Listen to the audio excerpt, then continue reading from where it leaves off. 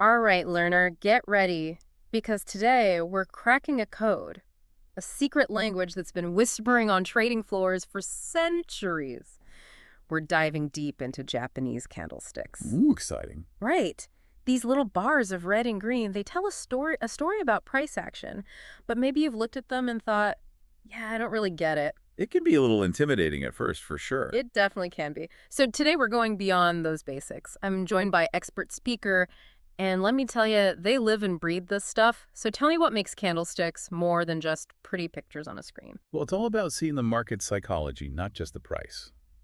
You know, like imagine each candlestick is a mini drama unfolding. Okay, I like that. You've got the opening act right, the closing curtain and all the drama, the high and low tension in between. Those wicks. Exactly. The wicks, or the shadows, as some people call them. They tell you about the moves that almost happened, the ones that got rejected. Oh, that's interesting. Right.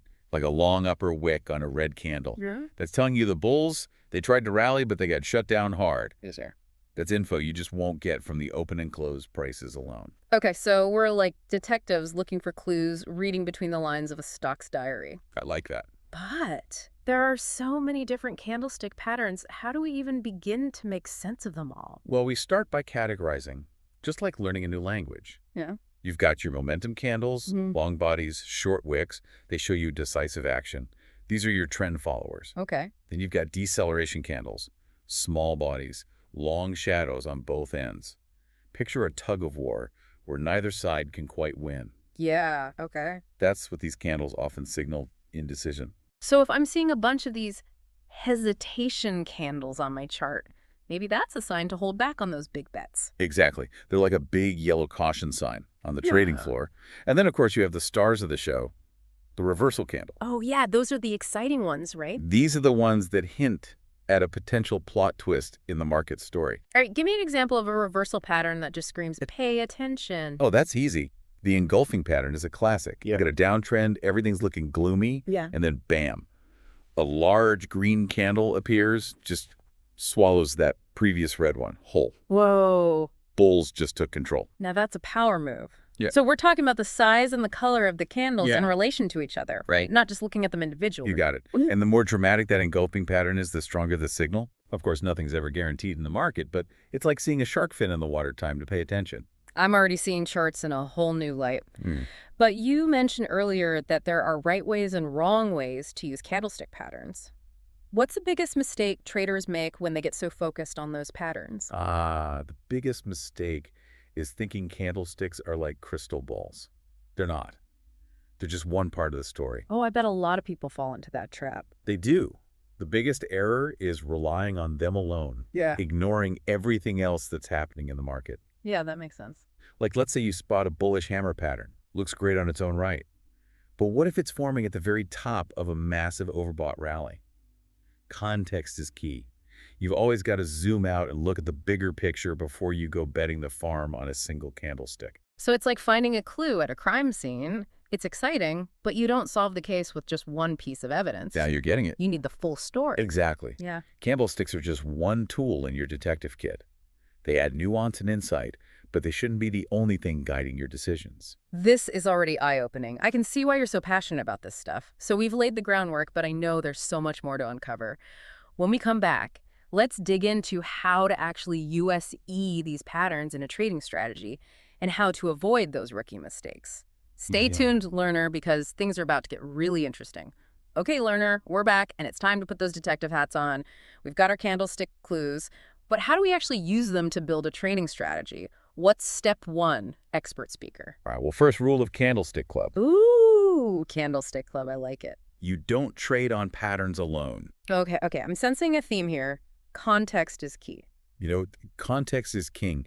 You got to understand the market's mood before you even look at candlesticks. So, like, what's the bigger picture? Exactly.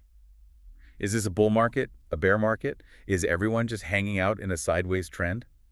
Candlesticks tell a story, but you need the setting first. Okay, so start big, then zoom in to the candles themselves. Precisely. Once you've got a feel for the market's pulse, then you look for setups where the candlesticks are confirming what the price action is already hinting at. I see. Let's say we're in an uptrend.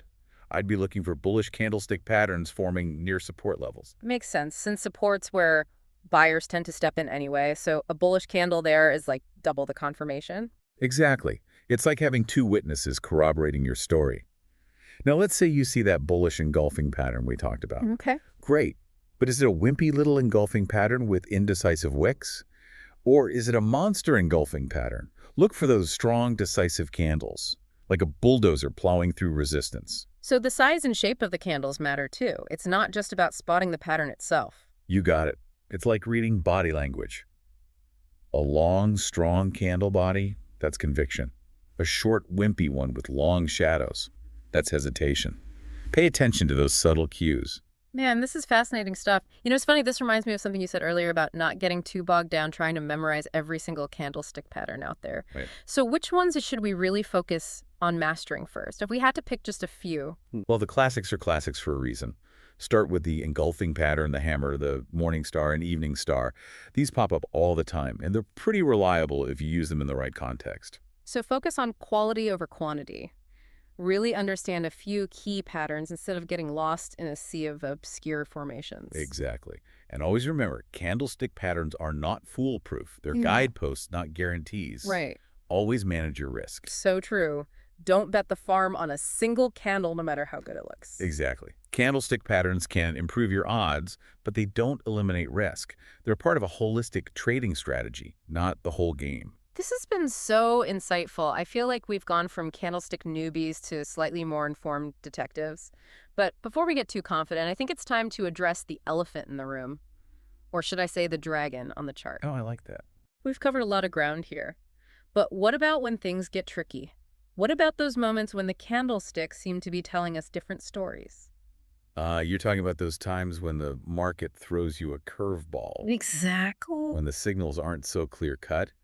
Those are the moments that really test your skills as a trader. And probably the moments where those rookie mistakes we talked about earlier become even more tempting, like chasing patterns or forgetting about the bigger picture. It's like we've learned the candlestick alphabet, but the market is speaking in riddles now. So what's a trader to do when the signals get murky? That's where experience comes in, and a little healthy skepticism, too. Okay, I like that. Remember, candlesticks aren't magic. Yeah. They're reflecting what millions of traders are doing. Some of them are informed, and some of them are just following the herd. So sometimes the story the candles are telling is just everyone's confused right now. Exactly. And those moments of confusion, they're usually not the time to be making big, risky trades. Right. When the candles are giving you mixed signals, sometimes the best move is no move at all. Patience is a virtue, especially in trading. Couldn't agree more. Now let's talk about those times when you do want to trade, but the candlesticks are whispering conflicting stories. Okay. That's when you call in the reinforcements. Your reinforcements, what do you mean? Your other indicators. Remember, candlesticks are just one piece of the puzzle. Don't forget about volume moving averages, trend lines, all those other tools that can give you a more complete picture of what's going on. So if a candlestick pattern is suggesting a reversal, but the volume is weak and the price is still below a key resistance level, that's a sign to maybe hold back. Exactly. It's like getting a second opinion from a specialist. Candlesticks might be hinting at one thing, but if your other indicators aren't confirming, it's a good time to pause and reassess. This is where it becomes an art as much as a science, isn't it? Weighing different signals, looking for confirmation, making judgment calls based on your experience. Now you're getting it. And remember, your trading strategy should suit your personality and your risk tolerance. If you're naturally cautious, those big signal moments might not be for you. Stick to those high conviction setups where multiple indicators are all lining up. That's really great advice. Know yourself, know your strategy, and use candlesticks as a tool to enhance your decisions, not dictate them. Exactly. And don't be afraid to experiment. Test out different candlestick patterns, combine them with other indicators, and see what works best for you in different market conditions. So it's a journey of constant learning and adaptation, just like the markets themselves. Could have said it better myself. The more time you spend studying those charts, observing the patterns, analyzing market behavior, the more fluent you'll become in this language of candlesticks. Expert speaker, this has been an incredible deep dive. You've given us a whole new lens through which to view the markets, one that reveals the psychology and the potential turning points hidden within these elegant bars of red and green. My pleasure. Any final words of wisdom for our listener before we wrap things up? Just remember, candlesticks are a reflection of human behavior. Fear and greed playing out on the trading floor. Learn to read their stories, understand their whispers, and they can become powerful allies on your trading journey. Beautifully said. So there you have it, learner Japanese candlesticks. Not just some ancient wisdom, but a dynamic tool for navigating modern markets. We've explored their history, their psychology, and we even uncovered some secrets to avoid those common pitfalls. Now it's your turn. Dive into those charts. Practice what you've learned, and remember, the most successful traders are lifelong students of the market.